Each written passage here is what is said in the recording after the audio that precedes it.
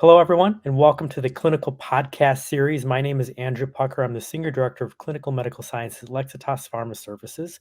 And today I'm joined by our expert, Pam. Pam, could you please introduce yourself to our audience? Great. Thanks for having me here today, Dr. Pucker. I'm Pam Theriot. I am the Clinical Director of the Dry Eye Center at Lusk Eye Specialist in Shreveport, Louisiana. And I'm also a member of the Public Awareness Committee for the Tear Film and Ocular Surface Society, their lifestyle workshop. And that's what we'll be talking about today. Exactly. Yep. Pam is an expert on this topic. We're going to specifically talking about the paper title from TFOS, The Impact of Cosmetics on the Ocular Surface. So, Pam, could you give us a little overview of this topic and why we should care about it? Well, indeed. Cosmetics are part of all of our patients' lives, whether we're male or female. Females typically use about 15 different products on their faces each day, and males use about 9.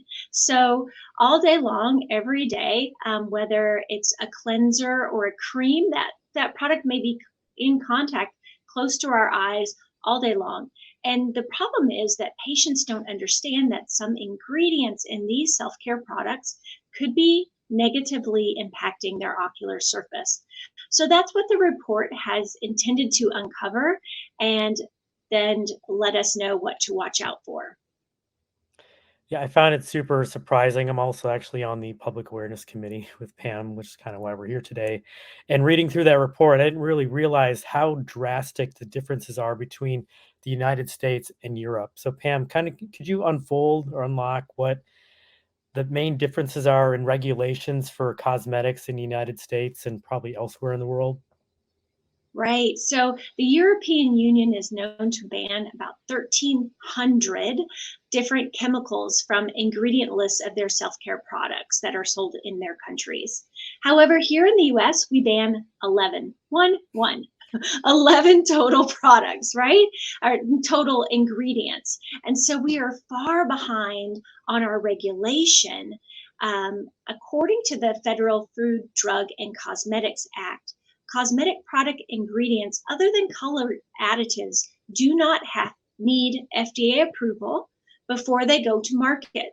So these companies can just come out with products and just present them straight to the population without any regulation at all. And so that's how a lot of damage can be done to the ocular surface, as I was saying, because it has such a long contact time close to the eye, and these chemicals can be harmful to the structures. I find that absolutely shocking. There's hundreds of chemicals banned in other countries, whereas in the United States it's just 11. And honestly, I'm probably using some of the banned ones. So, what Right, are we all are, right? yeah, we probably all are not knowing it. Um, so, what are some of the ones that we should worry most about? So you can look at a package and see on the back what are the things I should be looking out for, and maybe not buying those specific products.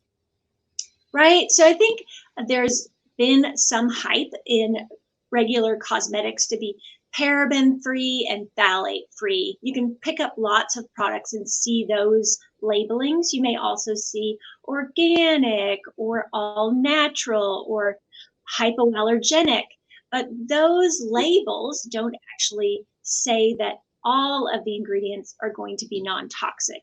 So you have to be a little bit of a label reader, and particularly you're going to want to watch out for formaldehyde. Now, formaldehyde is used as a preservative, and in fact, it's found a lot in eyelash extension glue. So most of the glues used for eyelash extensions contain formaldehyde, and it has been known as a carcinogen, right? We all kind of, oh, formaldehyde, we know that one, but it's also toxic to the human epithelial meibomian gland cells.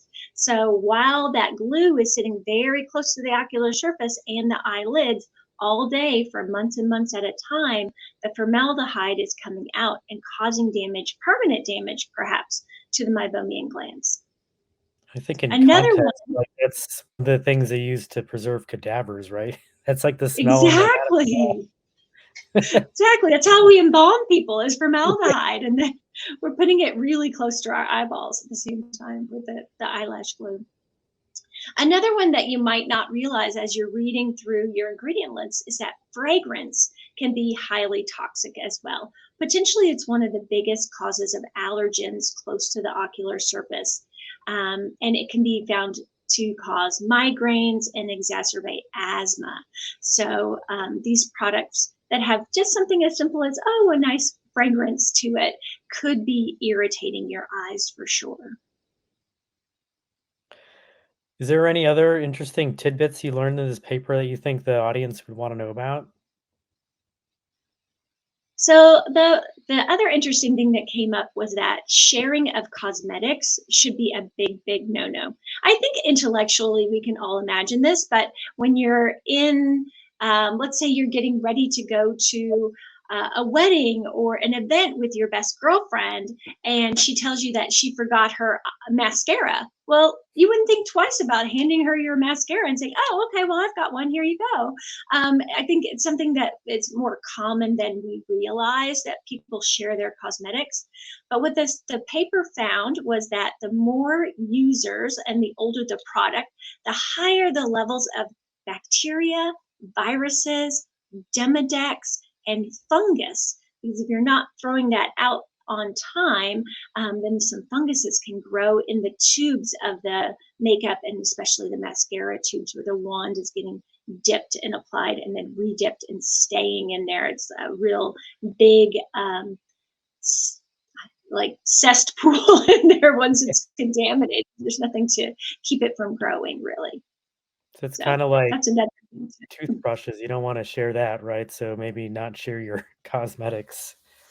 And that's really a Yes, kind of a yes. timely thing. Like there's the FDA recall on drops right now because they're not sterile and potentially could cause eye infections. And I think these cosmetics could do a similar thing if you're really unlucky. It's probably not going to happen, but you don't want to risk it, right? Right? Even an unsightly sty or more blepharitis than you used to have because you got somebody else's staph on you from sharing mascara or eyeshadow. The other is when you go to a beauty counter and you're testing samples, you want to make sure they're using a fresh tester each time to apply it to your eyes.